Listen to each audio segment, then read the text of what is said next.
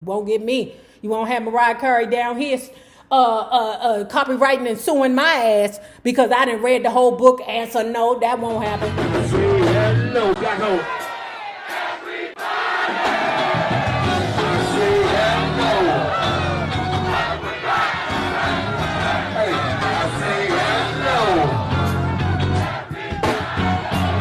See this brother winning, man. Hey, R.E. Hey, look, what is your win, babe? What is your win, babe?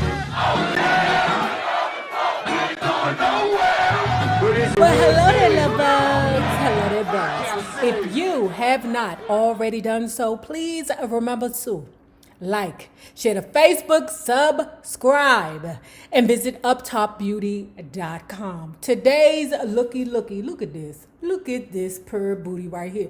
I hand painted these myself. Okay, but this is a part of our Mariah's Spaceship collection just because it just has that iridescent color, you know, like them spacesuits that they used to wear back in the day, like in the 70s when everybody wanted to pretend that they was a Martian or some kind of space creature or something like that, right? So I was inspired by that. Therefore, we are calling these the Mariah Spaceship Bundle. These are pretty much for a small, medium hand, but we also have a bundle that is catered to women who have a medium, large hand. So don't think I'm leaving you guys out. But this baby, I was going to make it just my exclusive bundle, but it's way too pretty for me to just hold. Me. And if you are not already a part of our book club, please hit the Patreon link below and or the join button here on the YouTube. And for a small monthly fee of $5, you babies, yes you, can be privy to all the shenanigans before the YouTube gets it, if the YouTube gets it. Now, let's continue talking about the meaning of Mariah Carey. Brenda was all excited. Did you see how Tommy Mottola looked at you? I did. She sang a little bit more. Oh, churches. It hit me. Oh, yeah, I know that song. I joined in. Oh, churches. It was Churches La Femme. C'est bon by Dr. Buzzard's original Savannah band. I let her know that I used to like that song when I was a little girl. I don't know what song she's talking about. I have no idea. Brenda said that is the Tommy from that song. He's one of the biggest record guys ever. Brenda and I headed over to the spot where they were all standing. I was standing by wondering if he was such a big shot. What did he want with me? What? Girl, are you crazy? Do you know how many things you could get? No. Sell to him, girl? Mariah, girl. What does Tommy want with you? He wants everything from you, girl. And you can sell it to him. Girl, I hate when bitches don't know their power. Tommy said to Brenda, who's your friend? The most intense 3 words I've ever heard. The popular story goes that Tommy left the party to get in his limo where he could immediately listen to the demo. I didn't know what was the reason he left the party so abruptly, but after he did, I was ready to leave too. So I did. Eventually, Tommy came back looking for me. Apparently not believing what he had just heard had come from the same girl on the stairs. The innocent-looking kid in Vans and slouchy socks. All those dressed-up girls in high heels were working so hard to get the attention of W, T, or G. And T came back looking for me. Tommy was already the president of Sony Music, so getting my phone number was nothing. He called me and left a message on my answering machine at home. The first time Tommy called, he hung up, but he didn't give up. He called back and this time left a curt and serious sounding message. Tommy Mottola, CBS, Sony Records. He left a number. Call me back. It's too much that you could sell to a man like Tommy Mottola for you to be acting all, meek and quiet and shit. Girl, you trying to get in the business. You got to be aggressive with them niggas. Shit. shit. There was never really a strong sexual or physical attraction there. But at the time, I needed safety and stability, a sense of home more than I needed a boyfriend. Tommy understood that, and he provided. I gave him my work and my trust. I gave him my conviction and the combination to my moral code. The relationship was intense and all-encompassing. After all, we already worked together, which was how we spent most of our time. When we weren't working, we were dining at high-end steakhouses or infamous Italian restaurants or attending industry events together. Soon I felt pressure from Tommy to give up my place, and against my better instincts, I gave in. Little did I know that relinquishing would mark the beginning of a slow and steady march into captivity. Little did I know giving in to Tommy's demand would gradually swallow my privacy and begin to erase my identity. The worst thing a woman could ever do is give herself wholly and fully to someone that powerful and that rich. Because you no longer become an equal. You become one of his toys that he can pick up and put in the toy box and bring you out whenever he get ready to play with one of his toys, okay? Or her toys. You know, in my situation, it's her. From my own experiences, when you are dealing with someone where there is such a disparage between finances, there's going to be some problems. Because the person that's taking care of most of the finances is going to treat you like you are there for them. Not just in a relationship, but they treat you like whatever I tell you to do, you need to do it, because I'm pretty much doing everything for you financially. And when I tell you to bark like a dog, you better bark like a dog. When I come home, everything must be done. But when you're in a situation where you have your own money, you can tell that person to kiss your ass at any time you want to. Much of what I learned from my mother and older sister was what I wasn't going to do when I grew up. I had very little guidance in what to do as a woman, though I'd been forced into adult situations when I was still quite young. Tommy was 21 years older than me. He could have been my father, and he knew it. He knew it. There was no wise woman around me to point out that the power dynamic in our relationship was nowhere near 50-50.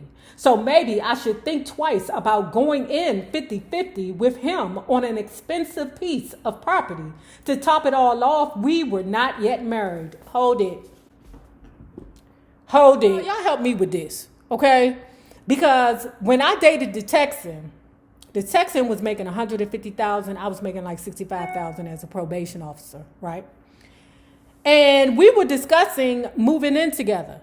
He thought that we supposed to be 50-50 with the bills, split it down the middle. How is that? No, we go by percentage, not 50-50 with the bills, because I could pay my half of the bills and be broke at the end of the day. You pay your half of the bills and you sitting, living in the laps of luxury. Okay, so no, that's not how it works. We go by percentage. In this house, we go by percentage. My wife spends a percentage of her income. I spend a percentage of my income. So then that way it's fair. How is it fair for us to do 50-50? You make $1 million and I'm goddamn down here making $250,000. How is that? But see, you don't know these things when you're young and trying to get out of an unsafe place to what you would consider safe. Okay? That'll never happen with me. You'll never get my money. That's how I knew I wasn't going to be with that nigga. 50-50. But I was young and I was all the way in with Tommy. I was proud of making my own money, though I had no real concept of money. I'd recently received an enormous royalty check from sales of my debut album, so I thought I was set for life. No matter how prime the real estate, how grandiose the structure, if it's designed to monitor movement and contain the human spirit, it will serve only to diminish and demoralize those held inside. None of the irony of my proximity to the infamous prison, nor that of See, what are you talking about, Mariah? When these people said that this book was a hard read, y'all not playing. This book is a very hard read because she don't have to be so wordy. And that's the annoying part. No matter how prime the real estate, how grandiose the structure, if it's designed to monitor movement and contain the human spirit, it will serve only to diminish and demoralize those held inside. Well, she ain't happy. Tommy Mottola then threw her ass in a trick bag. That's what it sounds like to me. I ain't going deep into it because if you want it, you need to buy the damn book. You won't get me. You won't have Mariah Carey down here copywriting and suing my ass because I didn't read the whole book. Answer no, that won't happen. Y'all better get the book. It was the middle of July 1993, and I was headed to Schenectady, New York, to record a Thanksgiving special for NBC. It was the first event to kick off promotion for my soon-to-be released third studio album, Music Box. The first single, Dream Lover, would be dropping in a week, and the full album would be released on the last day of August. Schenectady, a typical industrial city in eastern New York, was largely made up of Eastern European immigrants and black folks who had come from the South to work in the town's cotton mill. It's a straight shot north along the Hudson River from Hill's Jail.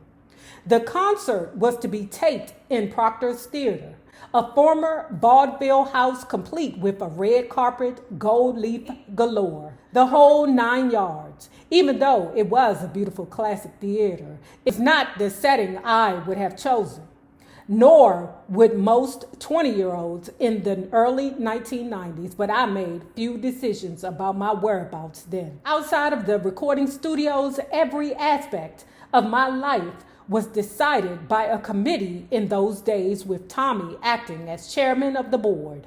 Oddly enough, I was never invited to those meetings. Girl, because you might got something to say. Child, and whatever it is you got to say, they don't want to hear it. They just want you to get in the studio and sing. Do the singing, Mariah. Sing, girl. As we pulled up to the center of town, the streets seemed to be increasingly empty, and I began to notice a lot of police officers. Several streets were blocked off near the theater, patrolled by clusters of men in dark uniforms, outfitted with shiny shoes and black guns. Mariah, did they have broad hips like the other men that was at your house when you was a child, and your brother and father was fighting, and then the police came in, and everybody was scuffling, and you was like, oh, these badges, these shiny shoes, these broad hips. The limo slowed to a crawl as I stared out the window. The eerily quiet streets rolling by. Familiar anxiety was rising inside, which I fought mightily to contain. I had to mentally prepare to present new songs in front of new people, a performance that would be televised to millions on a major network. I knew I couldn't let my anxiety develop into fear. With the exception of the cops, who had called all these cops, I had my own security with me. In fact, I always had security with me. The streets behind the theaters where the backstage door was located was desolate. Before I was quickly whisked into my gilded dressing room, I caught a glimpse of the crowd of people behind the barricades. Though I now had a moment to settle in, I still felt anxious. Eventually, I asked why the streets were blocked off and full of police. What in the world was happening in downtown Schenectady on this hot midsummer's day? Miss Carey, they told me, it's for you. It's because you were coming to do the show. Apparently, masses of young fans were crowding the streets, hoping to catch a glimpse of me. Because I was never alone, I had no comprehension of the impact my music and I were making on the outside world. I never had time to think or reflect. I now believe that this was completely by design. Did Tommy know I would be easier to control if I were kept ignorant of the full scope of my power? Yes, girl, yes. That's why when you find someone that is powerful and rich, they want to keep you. They want to keep you inside your little box. Because if you go out into the real world and somebody tell you that you're beautiful or you're talented or that you're worth something, then that's going to knock over the whole game of the oppressor. I was asked to write something for the movie Hero, starring Dustin Hoffman and Gina Davis. Tommy had agreed I would submit a song for the film to be sung by Gloria Estefan, who was on Epic Records. Sony, Tommy's label, was the parent company. I knew that Luther Vandross was also writing a song for the soundtrack, so I would be in great company. I hunkered down in Right Track or the Hit Factory, one of the major studios where I had spent a major fortune. I was there that day with Walter Afanasieff. Hero was created for a mainstream movie to be sung by a singer with a very different style of range than my own. Honestly, though, I felt the message and the melody were fairly generic. I also thought it fit the bill. We recorded a rough demo, which I found a bit schmaltzy, but Tommy heard the potential for a classic. He insisted not only that we keep the song, but that it was going on my new album. I was like, okay. I'm glad he likes it. I finessed the song and made changes to the lyrics to make it more personal. For that, I went to the well of my memories and dipped into that moment when Nana Reese had told me to hold on to my dreams. I did my best to reclaim it, but it was a gift, no matter who it was for. By the time of the Schenectady show, Hero had lost its simplicity and gained some depth. Some of us need to be rescued, but everyone wants to be seen. I sang Hero directly to the faces I could see from the stage. I saw tears well up in their eyes and hope rise up in their spirits. Whatever cynicism I had about that song was gone after that night. But Tommy, too, had noticed the size of its impact.